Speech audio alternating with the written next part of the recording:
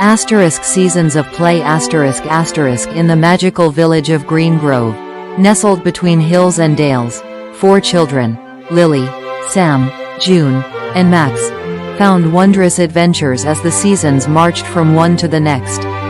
In spring, the world was a canvas of fresh blooms. The kids played among the wildflowers in the meadow behind the school, making daisy chains and chasing the ever-elusive butterflies that danced in the air. They jumped in puddles left by April showers, laughing as mud splashed on their rain boots. As summer unfurled its warm embrace, the quartet camped by the brook of Bella. They caught fireflies tea flickered like little stars in the twilight, storing them in jars with holes poked in the lids, only to release them after their dances lit up the night. Sandcastles rose and fell on the banks of the creek, each more elaborate than the last.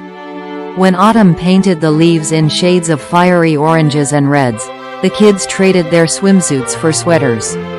They spent their days in the crunchy embrace of fallen leaves, held hearty races through the forest, collecting pine cones and acorns, treasures of the woods. Halloween brought ghost stories and pumpkin carving, their faces glowing as much as the ickering faces they carved. Winter, with its gentle snowfalls, wrapped Green Grove in a quilt of silence.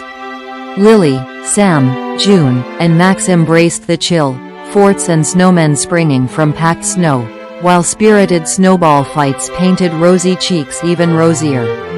They skated on the frozen lake, forming a chain as they slid across the ice, their laughter echoing through the crisp air.